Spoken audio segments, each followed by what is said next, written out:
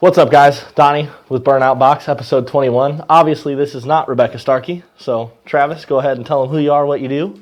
My name is Travis. I've been with VMP for about 2 years, and I am the merchandise manager.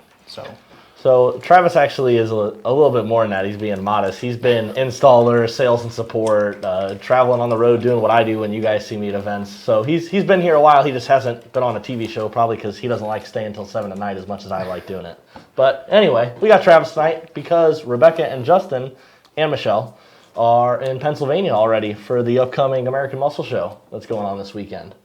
So I think that's our only event coming up here for the next little bit. So if you guys are in greater Northeast area, that's a good time to see us. We'll be there. It's at Maple Grove Raceway.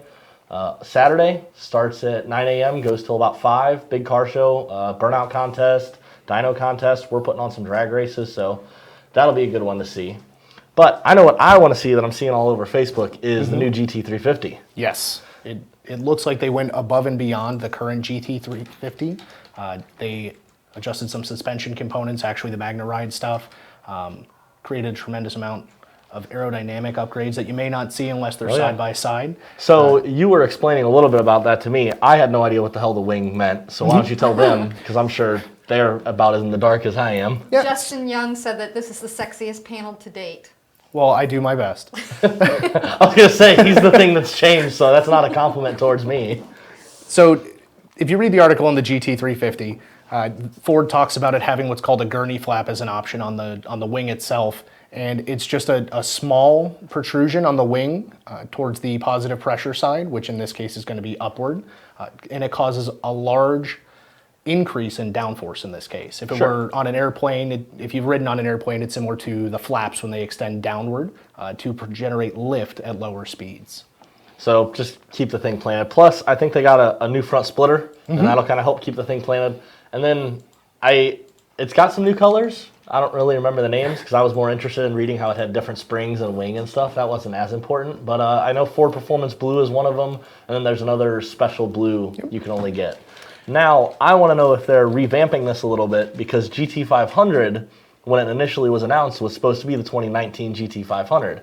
So now that we're not getting GT500 until 2020, I'm wondering if that's maybe why GT350 got kind of reworked over for 19.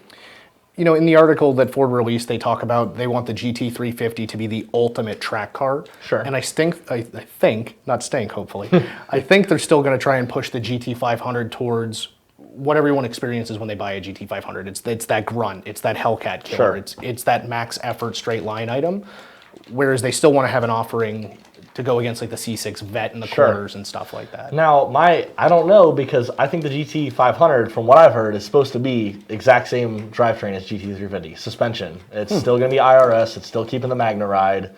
So, I mean, I'm thinking maybe we'll just get lucky and whatever they develop on GT350 will transfer over to GT500, and that'll just be, then it'll kill everything car. Yeah, that'd be nice. I've been saying that, like, if they can pull it off and make the GT500 have new GT350 handling, but then have the power they're saying of 772 is what I'm hearing. Okay. Basically, then we're killing Hellcats in a straight line. The Demon we can't really play with quite yet, but the Hellcat we're destroying in a straight line, and the GT350 was faster than the ZL1 around Laguna Seca already. Yeah. So now that we're going to add that 200 foot-pounds of torque that the GT350 was missing that the ZL1 had, we're basically now taking out Chevy's track performance car and Dodge's performance car. Anything shy of a, ultra car or whatnot. Yeah. It's gonna now we don't know where pricing's gonna end up. Obviously, GT350, the base Mustang will cost you about $25,000. GT350 will run you about $60,000.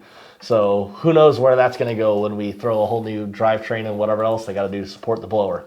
One of the cool things Ford did do, and I wasn't aware of this until recently, they worked directly with Michelin to develop tires that are Sport Cup 2s specifically for the GT350. Oh, I did read about that. So it's a different compound and just a completely different tire design. And apparently Michelin Sport Cup 2s is a product line, but depending on what vehicle it goes on, each tire can actually be different. That's cool. Okay, so they just kind of use it as like a branding name and then whatever application.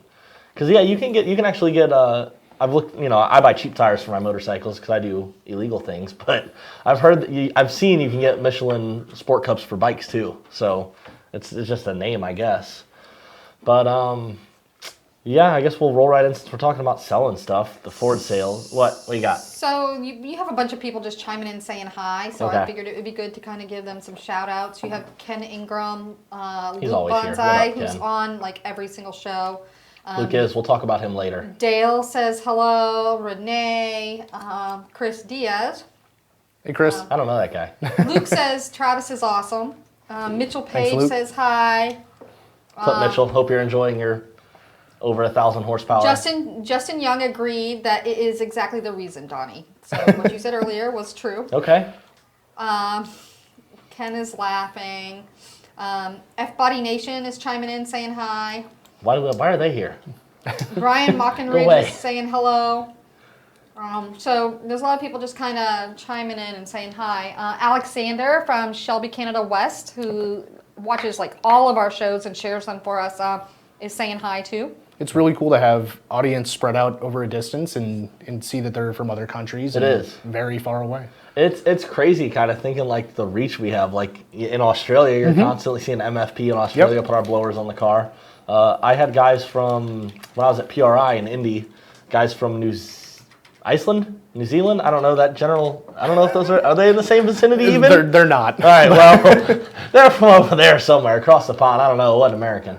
But they Steve came over and Hall. they had VMP blowers on their car. Cool. They were sharing pictures. Steve Hall on YouTube is saying hi. He says he loves the show. Nice, cool. Any questions? Like, There's no questions. More Canadians. We have Derek Turner from Canada and Ken Coruscant. He's from you did Coruscant. good. You didn't butcher it that bad. And actually, someone else is on the line that would be interesting. Michael Sabrowski. Oh, we actually are going to be talking about him here shortly. Yeah. Since we're talking about Canadians and we're talking about stuff up there, in Michigan, as you guys know, if you've watched the show or you watch any relative Ford news, you have seen that they basically had to shut down F-150 production here like a month ago because of a big fire at one of the plants that makes all the dies and all the casting for the F-150 stuff. And we really thought that was going to kind of put a halt to the F-150 for a bit. It wasn't looking good. But Ford's F-150 sales actually are up 11%, and they're the best sales they've had in May since like 2000. Yep. So considering the fact they had to shut down the truck line for, I think it was like right at a week, they basically laid off 4,000 employees. It's unfortunate, and the numbers are very impressive, and their SUV market is blowing up as well. In Not the Expedition, literally, but in the Expedition doing like crazy compared to what it was? I think it's up like 42% since. That's nuts. 40%, like, because you got to think, it's easy to say 40%, that doesn't sound like a big number, but now let's talk about, we're selling 100,000 of them. Yep. If you could sell 40% more, that's a huge number. 40,000 cars. Yeah. That's huge. Yeah, and then even the Mustang is doing better. Mustang's up like 11%, so I don't know what the hell's Ford doing, but making great products. keep going, yeah. But since Mike Sabrowski is on and watching, we can just roll right into Mike. I think you kind of got the Mike topic covered a little better. I recently heard what he accomplished, but Yeah. So, Mike, congrats. We know you're running one of our Gen 2 setups with an 8-rib Turbo 400 running C85, which is a race version of E85. The congrats goes out because you won the limited street class at the 15th annual NMRA Super Nationals. nice. I believe you went 874 at 155, which is a personal best. So personal best is always wonderful. The winning is just icing on the cake. Yeah, heck so yeah. Congrats on that, man. Going 870s, that just sounds fun. The winning and all that's good too. But yeah, that's a hell of a car. I'm just talking. Oh, so one more quick thing about the Ford news on the sales. I was taking a look through their paperwork, and we spouted off some quick stats. One of the things that caught me off guard is the Lincoln Navigator. So because we do performance stuff, we don't really think about the Navigator that much, and you don't necessarily see a lot of them out and about. Their average sale price is $80,000. I actually did see that because it was interesting on the new Navigator. I was reading it somewhere. There's 2 of their limited models, the black edition or black label or something, and that's like a premier one. And then the other one are actually like the best-selling Navigators right now. They're not selling the entry-level Navigators. It's purely the top of the line. That's great. I mean, it's great for Ford. Oh, it is. But I mean, think about it. If you're going to get a fancy Expedition, Right. which is what it is, why not just go all the way? Absolutely. Like, if you want leather and heated seats, you can get that in the Expedition. That's not hard. So, I mean, it kind of makes sense to me that people that are buying the Navigator are buying the top of the line all out. Absolutely. I have a couple comments in here. Kellen Stone says, "Hey guys, Donnie, you better still be bringing the bike this weekend." Kellen was up there and he was talking about racing in Mexico, and he was like, "Oh, bikes do that." I was like, "I got a Busa." I was like, "We can make something happen." Yeah. But unfortunately, I will be flying up there tomorrow, and that'd be one hell of a carry-on. Mike chimed in. He said he went 872 at 155 in final. Yep. Justin Young says, good. "Mike is such a nice guy and a hard worker. Team Kubota." Ken, I don't get the reference. Is there a story to that? Not that I'm aware of. that's But probably what he calls his car. Ken says, "I have a 13 GT500. Any chance the 2020 will have stronger rods?" you know, they're not really tipping their hats on a whole lot of things, but if things keep going the way Ford has been progressing, they really keep putting better and better things out there, and to build something that has OEM reliability and can hold, as you projected, you know, mid 700 wheel horsepower or mid 700 horsepower. And Ford knows they're mod heavy people. I can't imagine that they would still be running entry level rods, you know what I mean? What did the 1314 GT500 make? What was it rated at out of the factory? Oh golly. Was it 650? 650, 660. And so the new one, as you guys know, if you've been hearing, it's over 700. But from what I know from little birds that chime in my ear, it's going to be like 770. So obviously we're adding 120 horsepower out of the box. Plus, not to mention a bigger blower, so a little bit more boost, more efficient rotors. Yep. They're definitely going to have to beef up the bottom end a little bit. Alexander with Shelby Canada West says 662. Okay. I was close. Yeah. Don't skewer me. I knew it was right around that 650. Well, I mean, in 1314, that was huge. Yeah. Like, it was nuts that they were coming out. It had 650 horsepower. I remember reading about it, don't laugh at me, in high school. And I'm going to laugh. it had a diff cooler, and it was like, what the hell? This car's crazy. It's a manual transmission that has a manual transmission cooler. It's got a differential cooler. It's a race car. So yeah, 650 horsepower. They changed the gear ratios, so we got 0 to 60. It was first gear? Yeah, in first gear, but just to make it that much faster. Yep. It was like, The Kubota reference, yeah, let's hear the backstory. they used the Kubota tractor to pull their motor 3 days before the race. I can relate, not that I ever had anything that cool or that fast, but I have done engine swaps in my younger years with a Kubota tractor as well. So just lift the whole front of the car I'm doing off something wrong, apparently. Never had to do that. But, you got anything else, Carrie? No, just people. Barry says, love the new VMP Gen 3. He appreciates all the help on the build. Glad you're happy with it. Haven't heard anyone that's not happy with it, though, yet. So, yeah. So, really, that's it for now. All right, well, we were talking about Mike and what he's done. So one of the things I'm going to start doing on the show, just for fun, why not? You look at like magazines and stuff, they have like readers' rides or something. So figure why not do something like that, since we got people that are constantly here every week, and pretty much a lot of them have VMP stuff on our car. So as Carrie pointed out earlier, Luke Bonzani, I hope I'm saying that right. Don't yell at me if I butcher your name. He's always here, always sharing them, always commenting. So he sent me some pictures of his car. We'll throw up there. He's got a really clean S197. I think Travis actually is one of the sales guys that helped him out. Yeah, so when I worked in sales prior to the position I'm in now, I dealt with Luke directly, fairly extensively. We got him set up with a VMP Gen 2R Stage 2 kit at the time. He has since upgraded to a twin 67 throttle body. I believe you were saying his next series of modifications, he's looking at an actual return style fuel system. Yeah, he wants to go. So I actually saw him last year. I met him in person at Joliet. We dynoed his car. Made almost like 600 horsepower through an MT82. He's got an 82 pulley on it. So yeah, next step he wants to go 79 pulley, return style fuel system, E85, and then the Mantic to hold the power. Yeah, it'll pick up good power. E85 is typically worth anywhere from 6% to 10% given the same set of modifications. Sure. With the additional timing. And then I don't think anyone is disappointed with the Mantic, how it drives, how it holds that power. So No. What are you laughing about so hard, kid? So I have a couple things here. First, John says, hi guys, added the Gen 3 to my 2017. Donnie did my VMP Roush upgrade last year in Joliet. So, I don't remember doing that's that. John Frederick. Oh, John with the white John F. S550? Yep, great guy. So he says, I so did the when heat should I chamber, build my motor, and who do you recommend to build this motor? Sure. So we typically, because it's an S550, we typically say around 700, 750 is the good safe mark if you want to not be on borrowed time. The people that we tend to use very often for engine builds is L&M engines. Yep. If you followed what we've been doing, there's several vehicles out in the shop that we've done full max effort long blocks. Grant White's car, Grant Twilley's car. Grant Twilley's white car is a max effort L&M engine. We have another vehicle out there right now, Ryan's, which we're going to talk about later. It's a GT500 getting an L&M setup in it. So we have Andy's twin turbo car that they've actually seen on the show. You guys saw that going back together, I think. Yep. So we have nothing but the utmost faith in L&M. This is really one of those pieces parts you don't want to say, I'm going to budget shop. Who's going to cut me the best deal? Because there may be corners cut. It's kind of like tattoo work. You don't say, well, this intricate piece is going to cost me $3,000 here, but this guy said he'd do it for $500, so I'm going to go there. You're kind of going to have an issue.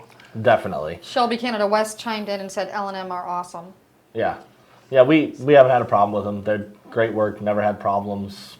Can't say anything bad about them. Nope. And Michael over there, he's wonderful to work with. He's happy to give out information. So, we've asked him questions. The white GT500 out in the shop, Ryan's car, he's actually bumping the compression up. It's going to end up being like an 11-to-1 max effort. Yeah, he wants to make setup. all the power.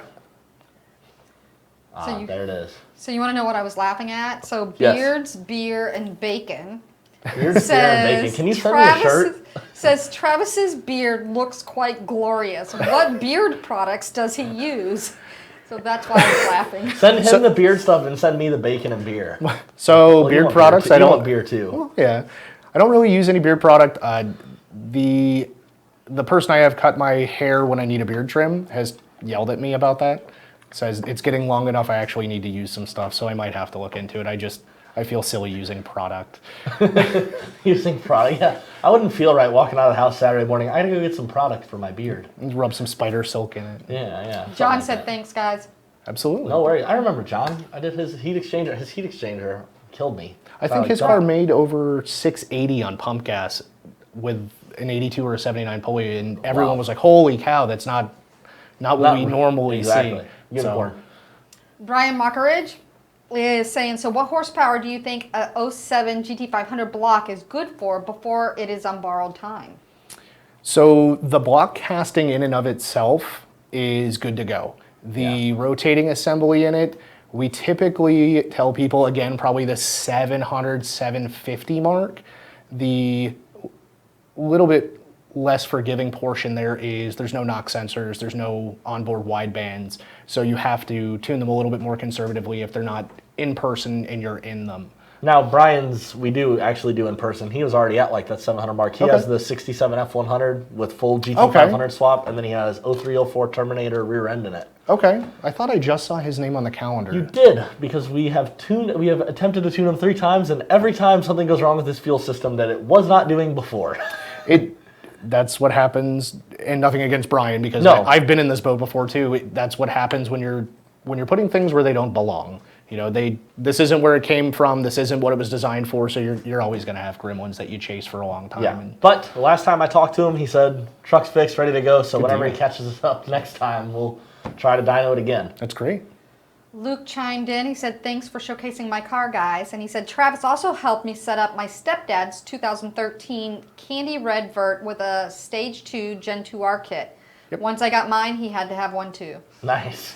We like to hear that. We like to see that people take other friends or family members for a ride and they go, well, now I've just got to have it. Oh, how do you not? You're talking about a car that puts like 380 to the ground and then you're going to like 600 to the ground. That's such a world of difference. It is. Like, unless it scares you, I don't know how you don't instantly want it. Yep. But speaking of that, make sure you guys, so we are going to start doing that every week. You guys chiming in on the show, whatever. Send in pictures, all that fun stuff. I've got a few of you that I can kind of grab your info that I know of. Like I'll showcase Brian if nobody's sending in. Well, Brian, you can send your stuff in too, and I'll do you. But other than that, make sure you guys are sending me content so I can talk about you. Yeah, you can. I don't know if they're reaching out to you directly or if you just want to have them. They can just do it to VMP, VMP's Facebook page. You can send it to, click that up there, wherever it Or they can send it to me directly. You can send it directly to Carrie, directly to me, however you want to do it. but probably clicking the little VMP Performance above me is the easiest way. Ant-Man says y'all rock. Ant-Man. Thanks, Ant-Man. Yeah. I hear you're both our largest and smallest fan. And Justin Young That says, can be taken so Beard's beer and bacon follows you, you're winning. I guess that's the thing. Like, we got to go look him up and follow him back now. Robert says, what do you guys recommend to do with the IMRCs for the 18 manifold on the 15 to 17 car? You know all about that. Sure. You've been putting stuff together for the 18 manifold. Yep. So we have a couple of employees that we're working on. This is a side project. We are going to end up having our own harnesses for the 18 manifold CMRCs, IMRCs to work on the 15 to 17. We are just testing them to make sure everything's good to go. If you are doing a forced induction setup, centrifugal, or a turbonic device, or as Cleetus calls them, turbskis. Just locking out the runner control works fine. And I was going to ask you about that. Of course, people with 11 to 14, like my 14 truck that I'm going to do one, obviously they don't need to wire them up. We have the lockouts, I think, right? So we carry MMR products, and MMR makes lockouts. Gotcha. We also may or may not offer VMP brand lockouts at some point. Okay. So, but for now, those of you with 11 to 14 as well, obviously 15 to 17 guys are asking, they can still use the IMRCs. 11 to 14, yep. We didn't get the IMRCs, but you can lock them out and still get some amazing power out of the 18 manifold. It's been nuts what we've seen compared to, like people have done the Boss upgrade. Boss made great power. GT350 made great power, but for the price point, you can get into an 18. It's making some damn good power and torque. So. And we're working on potentially offering a ported manifold stocked on the shelves for people so that they can pick up that extra power, because from what we've seen, there is power left on the table with the stock item versus the ported item. Sure. Oh, yeah. That'll be good to put on the dyno, I'm sure, and give people some numbers when we're ready for that. Brian Mockeridge chimed in. He said, fuel fix now, hit the gas, and it's scary fast. Hope 820-ish. Yeah, I mean, you're probably not going to be out there flogging it continuously. Yes, he will. Here's the thing. Hopefully his wife isn't watching. He has already told me many times he can't just go and buy a built motor for it. But if it breaks, I get it. I have to rebuild it. I also understand that mentality.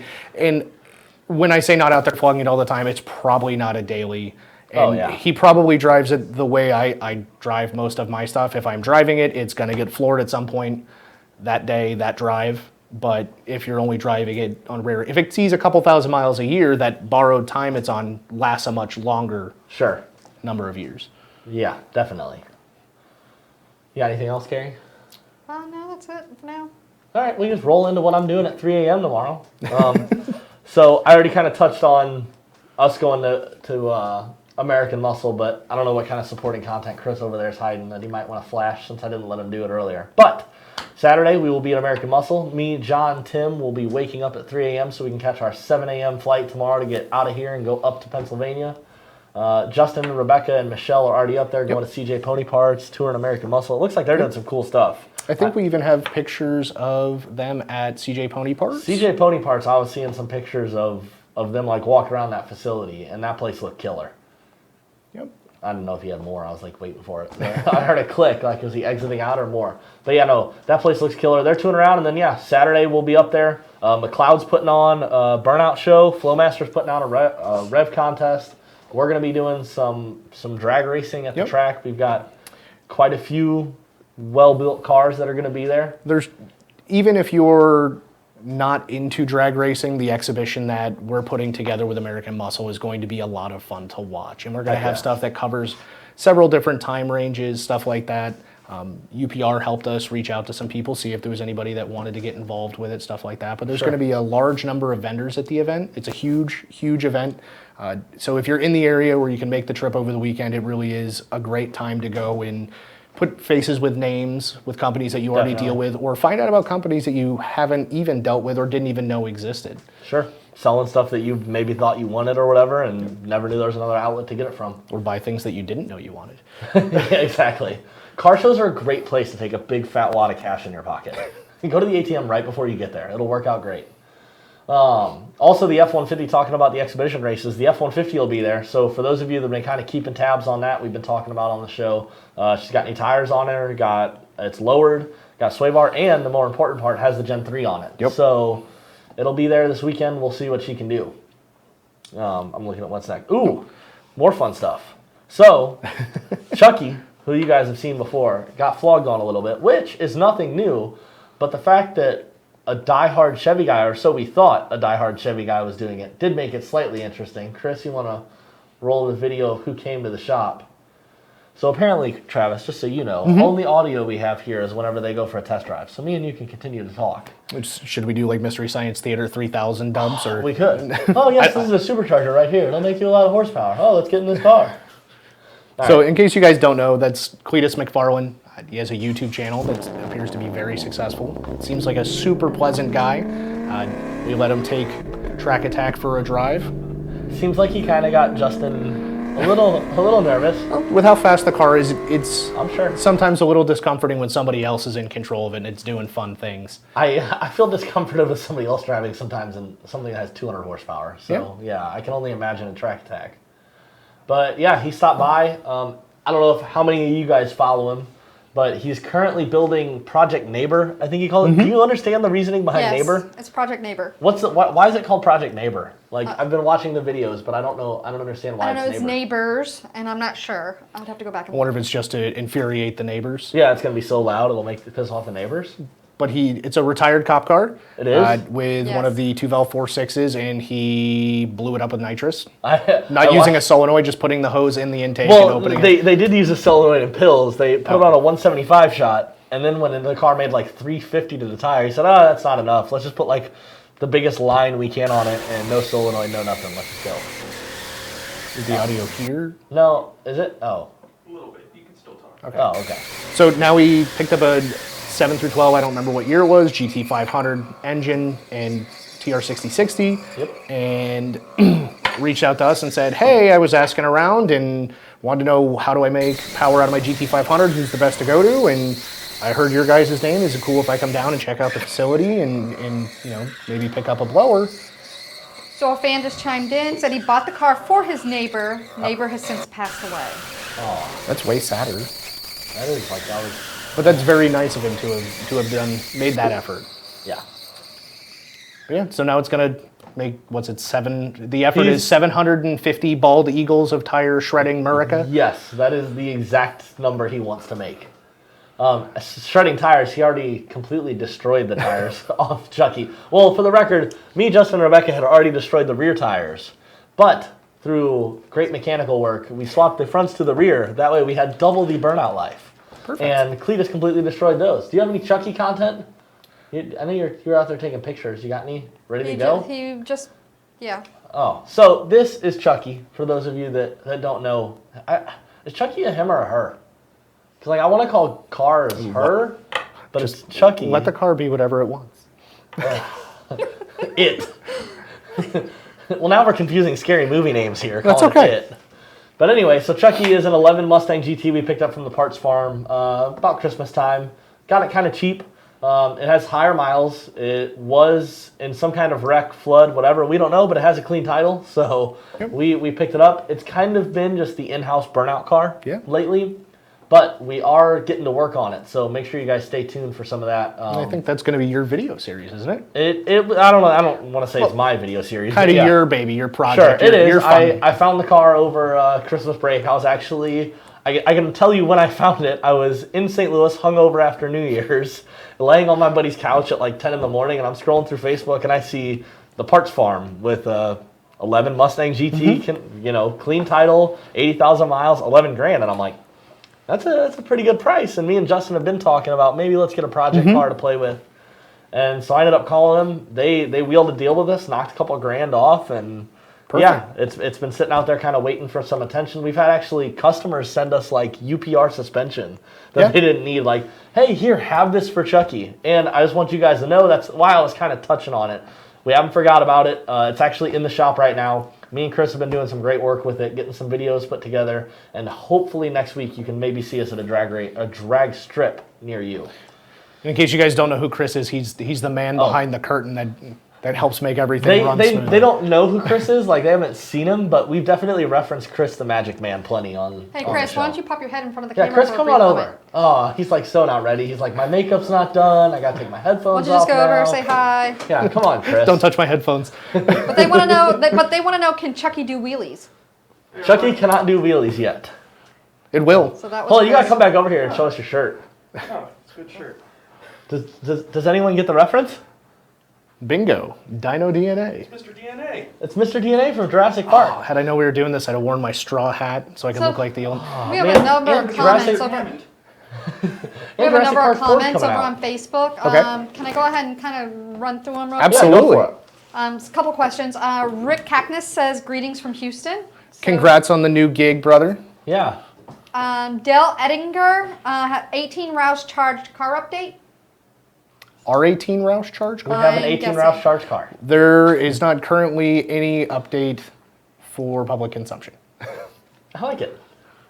It's still here. It's still in one piece. There's nothing wrong with it. Yeah, Just- it's actually. We have about 1,000 projects going on at any given time. The 18 is just a project where it's definitely on the calendar. We'll get to it. Luke chimed in one of these years. I need to make it up to American Muscle Show. Sounds like an awesome time. Maybe next year. Definitely. No time like the present. Yeah, for real. Come on, it's Saturday. It's only Brian- like Thursday. You got time to plan. Brian Mockeridge says, Donnie, tell Andy I need a new VMP black hat size, small, medium. I lost one. Okay. I feel like that was something that could have been addressed over text message, sir. Yeah. That's okay. I'll tell Andy. Yep. Let's see what else. He buys a hat for me like every event. I don't know how the hell, like losing one hat, he should still be at like 5. Maybe he was whitewater rafting. I don't understand the reference, but okay. There isn't one. Okay. Genio says, any experiences with 373 or 410 gears in an 18 auto? Ooh. So there doesn't really appear to be a huge performance difference ET-wise or mile an hour wise on the 18s and NA form. Who just got one to go 10s? Was that Steeda? Did Steeda's car I go think 10.7? maybe it was Steeda, and I think Steeda's car does have gears in it. I believe if it's Steeda, hopefully we're not giving credit to someone that doesn't deserve the credit. I think it's Steeda though. Just got an 18 to go NA to go 10s, high 10s, but 10s, and think part you're of right. that was the fact that I think it has 410 gears in it. But It was Steeda. it was Steeda, Yeah, I was and gonna can say, you I see thought what you gears were- they have? I'm sure in their little description there, they're going to say the car has this. I know it has headers. I know it's on E85. 9 years. 409. 409. So basically Okay. 410 gears. So what I was going to jump to saying was I would think no, because we have heard that it's not supposed to make that much of a difference. Right. Plus, that car already is like so quick through the gears. Yes. I can only And there's so imagine many with- of them. There is.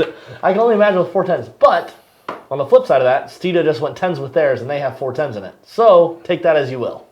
Yeah. Corey Clyburn says, I'm upset that Cleetus is going to have a Gen 3 on his Crown Vic before me. If you have, You can buy one. Sorry, Corey. were you planning on putting a Gen 3 on your Crown Vic? If so, please tell me about your build, because I'm interested.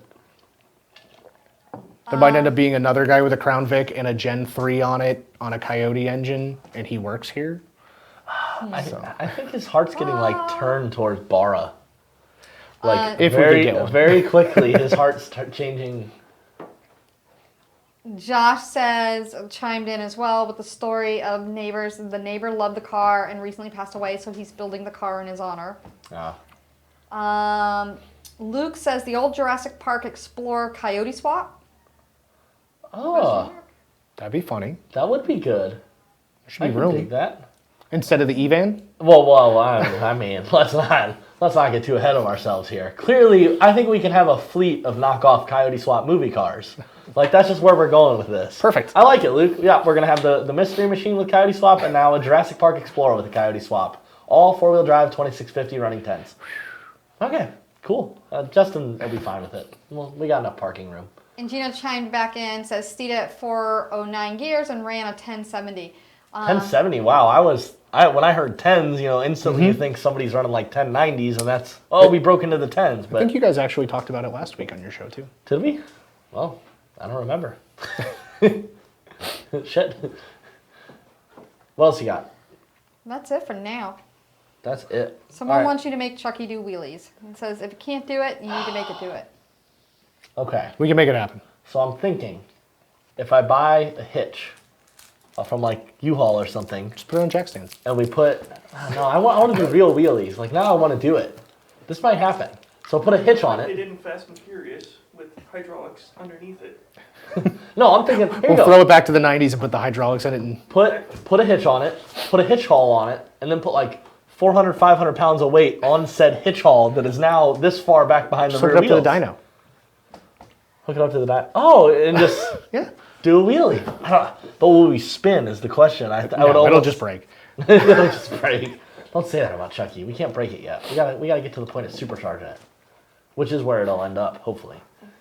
No, we gotta get to the point where we're gonna spit flames. We're gonna do that too. We're doing everything. We have a certain area of the world that really loves that That's and what I'm ask us saying. for that in tuning. That's need to make it spit why flames. they ask for it in tuning. Yes, they say, can you make my car spit flames? So how do you actually spit flames? Like, because in like turbo cars and stuff do backfires and basically where they're burning fuel in the exhaust. But Same way. so you just dump a bunch of fuel in it so that you know there's unburnt fuel in the exhaust. The Tuning Tuesday question. Because Okay. it's a little bit above the realm of There's a little bit more involved to that than right. that. The technical aspect is there. I can't just throw fuel down it and have it go spitting flames. Man, this is why I'm not Well, a you tuner. can, but it probably wouldn't work out to your Might only favor. spit flames once. It's like the anti-lag on a car that didn't have anti-lag. Robert says, what is the typical power limits of the twin 67s on a Gen 3? So if you're looking to make around 800, 850, the twin 67's going to be your huckleberry. It's about where you start tapering off even as boost goes up or blower speed goes up. You're not gaining the power you were earlier. Yep. But and up to that 800, 850 level, great throttle body. It'll get you some Absolutely. power, and the drivability is. It's not. I mean, don't get me wrong. Mono blades are great. They serve their purpose of making shit tons of power. But the drivability, you kind of once you're hitting that power level, drivability isn't quite your concern anymore usually. So it's not that big a deal. But the Twin 67 will get you there, and you can still drive it around town like it's stock. So just for numbers, Larry's car that was here, I don't if you guys had been following us, you'd Yeah, see it was they've an seen Larry LM Duran's. engine. Yep, so Mr. Duran's convertible, his car picked up 70 to 80 wheel horsepower because of the level it was at, switching from the Twin 67 to the 160 model. Wow, I didn't know that. I didn't know those numbers. It picked up 70. 70 to 80 wheel horsepower. Wow, that's nuts. So that tells you how much that throttle body was restricting it. On the max effort setup that he was doing with the blower speed, yes. That's crazy.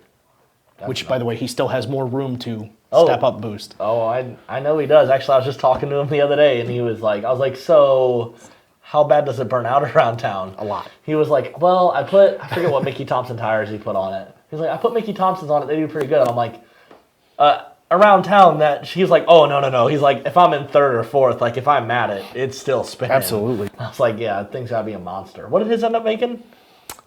If I gave you a number, it would be off the top of my head and it'd probably be wrong. I think it was like a 940 to 960. It was over 900. Absolutely. So yeah, over 900 horsepower street Over car. 9,000. No. That'd be That's really a fun. reference. What's the reference is that? Joe will get it. Okay. It has to do with laughing me at being home. nerdy and watching cartoons. Okay. I'll take it. All right. John says 943. Perfect. Justin says, what was the difference in horsepower between the 160 and 173 in testing? That's a question probably for Tuning Tuesday because I don't have that information. Yeah. I can tell you the surface area difference because we get questions about CFM and CFM is kind of a function of pressure and surface area. The effective surface area on the 160 is almost 15 square inches and then on the 173 it's over 19. Yeah. So it's a considerably larger surface area. The gains wouldn't be there unless you're really pushing the blower as hard as you can. Sure. Because you've got to be hitting that level like kind of where Larry was, where now you're not getting enough air in. The so- throttle body has to be a restriction for a bigger throttle body to make more power. Exactly. Gustavo says, if I decide to run a race gas tune, what would be the right way to swap from race gas to pump? Depending on your car, we sell nice little connectors that plug into your fuel pump driver module plug that will make your fuel pump go running the whole time that the key is on. That way you don't have to have a tune or anything. You just key on, it's plugged in, it'll pump, and then you can undo your fuel line at the fuel rail, hopefully as long as it's GT500 or S550, S197, where it's a quick little clip and unplug it, and then you can just pump the fuel right out, make the fuel pump do the hard work. Yep, that's if you want to keep the fuel that's in the tank. Sure. That's a great option. If you're not concerned about that item, you would effectively just put the remaining pump gas in the car that you want and switch back to your pump gas tune. Yep. And running the race gas on the pump gas won't really harm anything. Yeah, just don't go the other way. Correct. Don't put 93 in it and then put it on the race gas tune and go watt.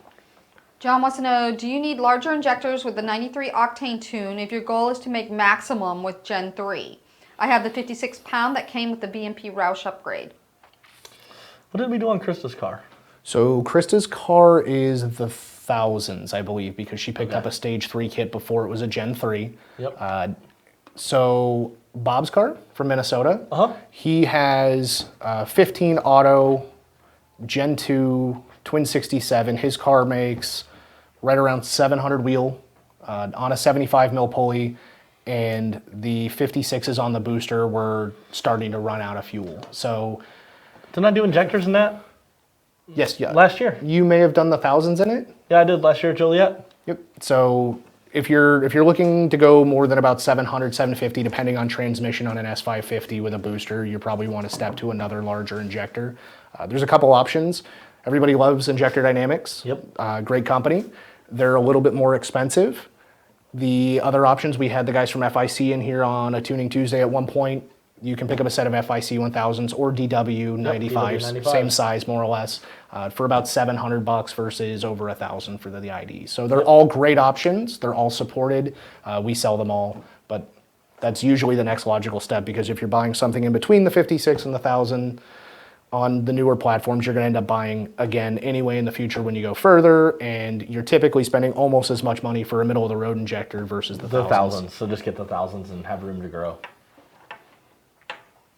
Chad says, I know it's far out still, but who all from VMP will be more than likely to be at Mod Nationals this November? Are we bringing the mobile dyno and or tuning added as well? The who's going, that's up in the air. That's anyone's guess. Justin and Rebecca, I'm sure will definitely be there because Rebecca's going to want to race. Yep. I'll probably be there because I go to almost every event. And then I'm sure we'll definitely have another employee or two. Who knows? You know, I can't say we plan that far out on staff. Dyno is definitely, and we took the dyno. Did we take the dyno last year to Mod Nationals? I was there. I'm asking you. I don't think we did. The first year is when I went with Alex, and we did not bring the dyno. Yeah, I don't think we did last year either. But all things are possible. I'm definitely not saying no to the dyno. Is that Justin Young? Yeah. That asked that, Carrie? No, it was Chad Dowd. That's where I was getting at that. That's more of a conversation between Justin Young, who puts on the event, and Justin Starkey, the guy that runs VMP, of whether the dyno's going or not. But definitely message sales support if you want to get on the schedule or want to talk about that. We can kind of get it figured out if we are bringing it and get you in there if that's what you're trying to what your goal of asking was. And I'm sure we'll have customers of ours out there, both tuning and product-wise. Obviously, we talked about Rebecca's car going, and you never know, another employee may have something ready to roll or bring something of theirs out. Bring Chucky and beat on it. Gustavo says we should do some events out on the West Coast for people. So, I get it. I know, because we don't go to the West Coast that much. But the kicker is, we're all the way down here. You see, I'm looking at myself on camera to see how it looks. We're down here, right? You guys are over here. So it takes me 2-3 days just to drive over to you to go to your 3-4 day event. And now I've got 3 days going home, which I don't necessarily care about the time. But what that means is there's 10 days now of Donnie not doing work in the shop and Justin not being happy about Donnie not doing work in the shop. So that's really the kicker about the West Coast events. It's a lot of time to get all the way over to you guys and then get back here. So I'll come to the Midwest for you. Like I'm meeting in the middle there. Like really, I'm here, you're there. We're meeting here. Like you've done Shelby Fest, which is in the Midwest, and we went to Sturgis last year, which is very far. Oh, that was a good one. It just logistically doesn't work out very well for the amount of time you have to invest and the amount of money you have to invest. And you guys were in Texas 2K this year? Yep, we went to Texas 2K. Yeah. We love taking the Death Star places, but it only gets 6 miles per gallon, guys. And if you're talking about California, they don't like us touching cars anyway. So you guys need to reach out to your representatives and get them to get off of the whole don't mod your car thing. Yeah. I hate to say it, but I think that's a lost cause at this point. California's. Brian says, have you guys had experience with J2 fabrication, ice tanks, and intercooler mods with the bigger bongs and hoses to push more fluid? Also, do you guys recommend switching my 07 GT500 intercooler pump to a 1314 pump? So to the best of my knowledge, and you may know differently, we have not utilized or done any testing with the J2 Fab stuff. I haven't. We know it's out there. I think I saw someone on one of the GT500 groups talking about having done the mod. Mr. Lewis, maybe is his name. So, I mean, people appear to be having results with it. We are taking a look at the plumbing on our intercoolers to see if there are improvements to be made for the race car people. Sure. The pump, the 7 to 12 GT500 uses the same pump that's been used in all the Ford products except for the 1314 GT500. Not that big. Yeah. Same one that we use on all of our kits as well. Yep. The 1314 GT500 pump flows a fair amount more Sure. fluid. I think, and I'm going to get skewered on this, I think the numbers are 3 and change gallons, 3 to 4 gallons on the regular pumps, and 6 and change gallons on the 1314. Okay, so considerable. Right. So if you're trying to go the extra mile to get the cooling out of it because you are running that much boost, the 1314 GT500 pump upgrade's a great item to do. Obviously running like a triple pass dual fan heat exchanger instead of the stock unfanned unit makes a huge difference. If you do want to run the 1314 GT500 pump, we have them in stock, and we also have a conversion kit for the 7 to 12 GT500s with the bracket and the harnesses. Nice. So it is something that we have done as well. Yeah. That's all I have right now, guys. That's it? We're doing pretty good on questions. So you can You have see about- Donnie is wearing a VMPPerformance t-shirt. I am, Just so you know, we have about 12 minutes. Okay. What? This is flying by. Time flies in here, but yeah, my VMPPerformance shirt is getting like a little cracked though. I kind of need a new one. So we recently released the GT500 Gen t-shirt 3, that we kinda have. nice. Yep, with the Gen 3 logo. We also have the GT, I'm sorry, not the GT, the 0304 Cobra 2650 coming out, the Gen 3. And we have in turn made a shirt that features an 0304 Cobra on it. I haven't seen that until today. That's cool. So it's Sonic Blue, and it has the VMP logo in the background. The front logo is going to be blue, similar to the GT500, so you will have another VMP shirt. I like it, and I like the black shirts because Yep. I can't wear the light colored shirts because I stain them up working on stuff. So Or black eating. is good. What? Or eating. Or eating. That's how I That say is- it. that That's is why this is possible. here. But anyway, Food so catcher? It yes, keeps you from staining shirts? the T-shirt is available on the website for pre-order. They are due to be in, I believe, in a week or two, and they will be shipping out at that point. So if you want to get them on pre-order, and first in, first out. Sure. Speaking about Cobra, don't we have a little something put together from Rick's car? We do. So, we will give Chris that one moment he wants. As you guys saw maybe earlier, Rick Cackness chimed in. He has a 0304 Cobra with built bottom end. It's convertible. We call it the black bathtub. He calls it the black bathtub. And we picked Just the so you know, name. he's probably going to correct you because he's watching. Yandra, Stock crank, stock rods, aftermarket pistons. I know, and stock cams. Stock cams, stock heads. But he has built-ish motor. it can handle the power. And he actually, last week, I don't know what week I did it. This week, I actually put a Gen 3 on it. So, for those of you that have been waiting, haven't seen them necessarily, there's a real one going, well, there's his old Gen 2 coming off. But, give me 30 seconds here, there's a real one going on.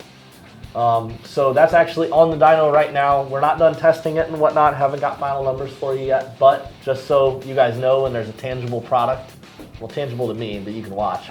They're going on cars, we're getting numbers for you, so be looking out for those coming soon. Yep. T-handle action. Yandra says, homie's beard is on point. Thank you, sir. Wow, I'm starting to feel like less of a man because I can't grow one of those. Well, there are two types of people on Earth. Those that can grow beards and women. And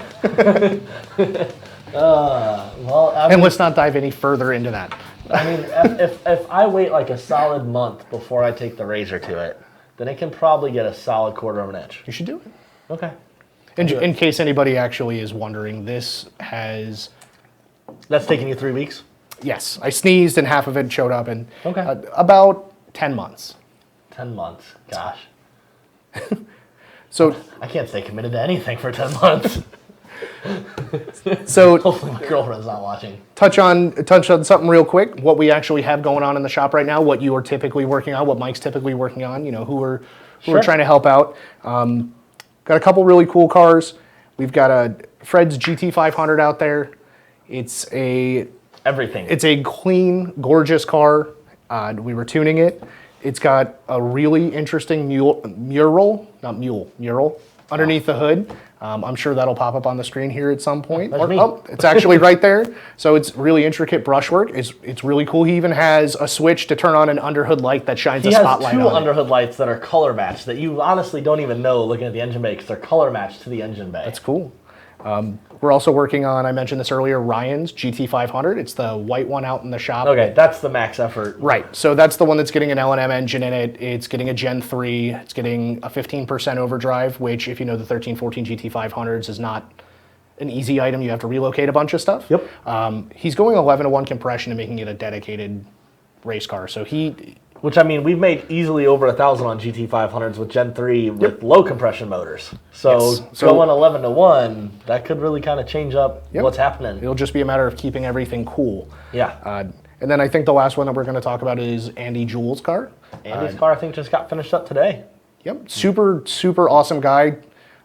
Brought it in. He heard it at the track and said, "You guys don't even need to do any investigative work. I know it fragged itself. Just let's get me a max effort short block on the way." So again, we reached out to L&M and they put us together a custom compression setup. He pulled the 50 some odd millimeter turbos off of it while we were waiting on the short block and put I think 66s on it. Yes, so they are. It'll make every bit of 1,000 horsepower. He put 66s on it. He also did water to air intercoolers. Yep. While he had some downtime waiting on the motor, the car's clean. It's got nice wheels on it. Yep. The cage is done beautifully. It's a convertible that you honestly can't really see the cage walking up to it. It's a sleeper. Yep. Like the wheels on it, I love it. Obviously, I'm talking a little bit much about it right now. But we're doing a 4 triple pump system in it as well, and big injectors, and it'll be fun. And it's one of a couple cars he has, and it's just a daily. It's an auto.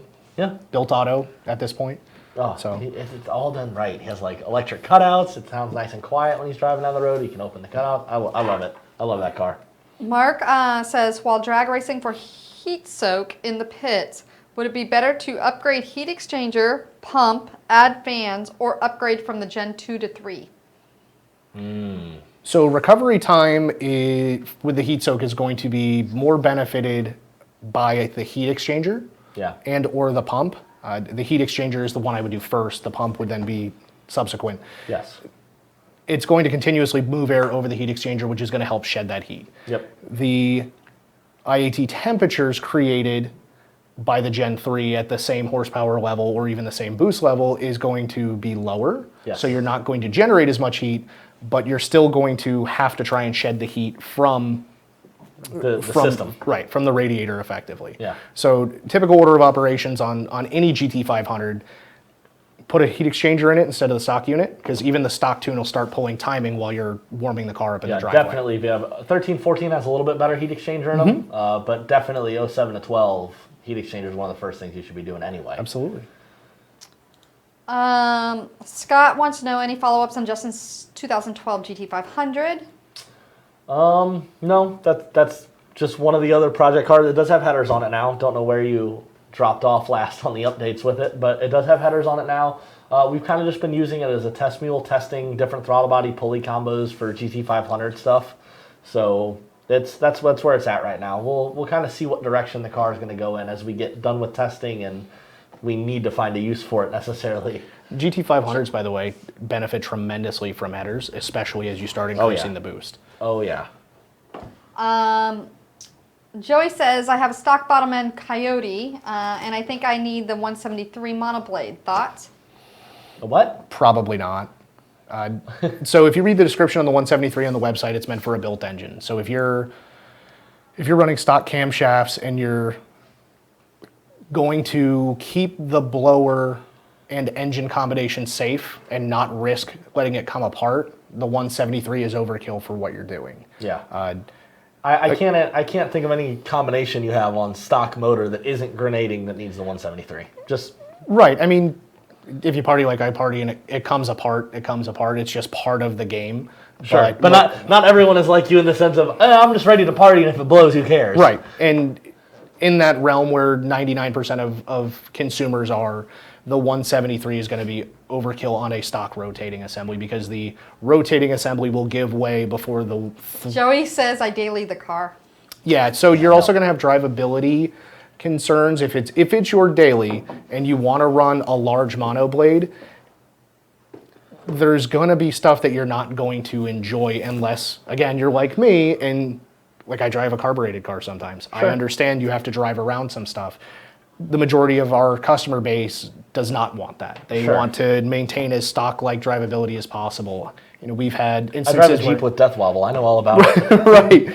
We've had customers, you know, want aftermarket camshafts and GT500s and stuff because they love the sound and then they make great power. But, you know, then... Don't expect to go through, like, the school parking lot in first gear with no throttle and run great. So, and it's the nature of the game. And the same thing happens with the 173 throttle body. But, I mean, getting back to his initial question, not to give you tough love here, but like we said earlier, 15 to 17 car, good for 700, 750 wheel.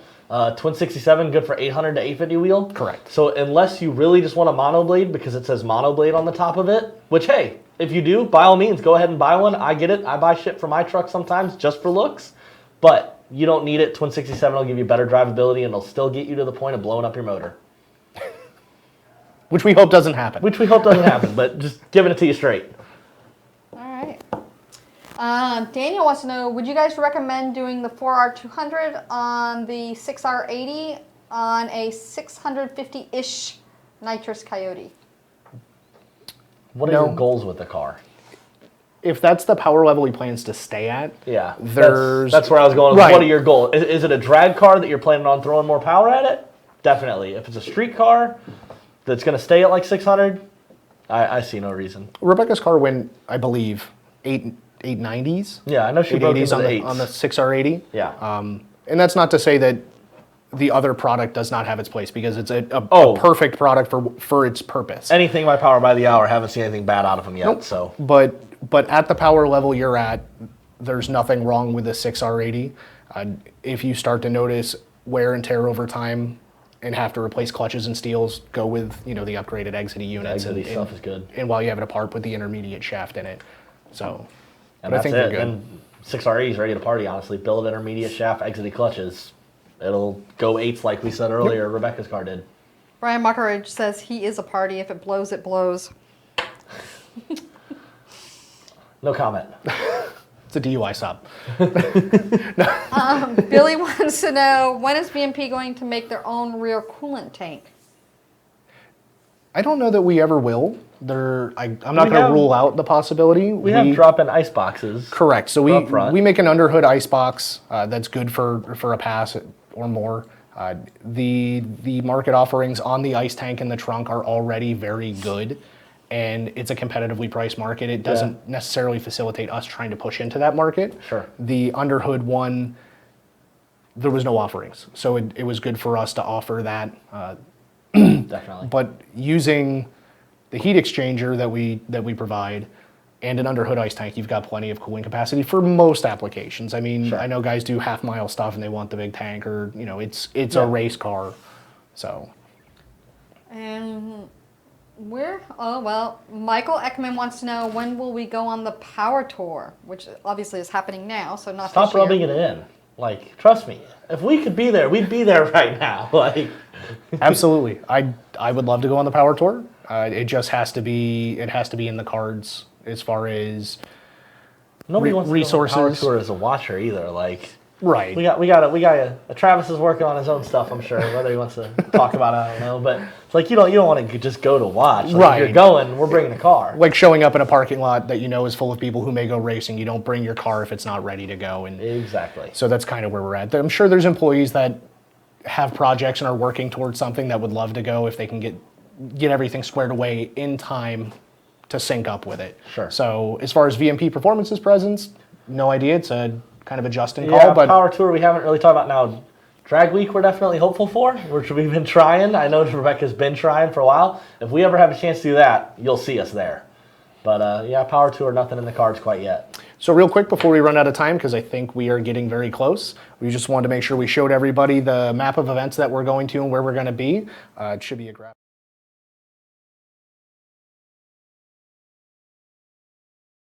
calendar on our website so that you can see where we're going to be, what we're going to be doing. And obviously, you're more than welcome to reach out to anyone at the sales or support staff via phone or email or anything of the sorts to keep up to speed. I'd also like to mention the fact that we are now taking pre-orders for the new Cobra shirt. Yep, absolutely. So I'd like to put that up there so people can see what the new Cobra shirt looks like. They will be shipping at the end of June, so the end of this month. I'm just upset I didn't have one person ask about Evan shirts. Like, man, maybe I shouldn't make them. That's like a. You gonna make Evan shirts? I don't know. It depends on how many people are interested. That's like, I'm like, man, this might have just like canned the program there. Nobody asked. I'll take an Evan shirt if it's the A-Team. Yeah, we talked about A-Team. A-Team was an option, but the deciding factor was if we made it a mystery machine, then it has Scooby snacks on board. That was the deciding factor. I am That's food what did it. motivated. I hear you. Talk about the stains on my shirt. I don't have the beard to catch them. But, all right, we got anything else? We going to wrap up? I think we're good. Andrew says, what are the numbers for the Cobra 2650 coming out? They are not being released as of yet until all the data we need is collected. We don't want to give you a partial release and then be inundated with, well, what if? Exactly. We want to test everything we can. We do have a Cobra, though, with Gen 3 on the dyno right now, so you'll definitely see stuff coming soon. Yep, and at that, it's 7:03, so... All right, make sure you guys like, share, subscribe. Mainly like, share, subscribe. I don't know which one I was about to say make sure you like and subscribe. Share is like kind of a not such a big deal at the end of the program. But anyway, do all of it. Yeah, just do all of it. That's fine. You can cut the feed while I ramble. That's usually what happens.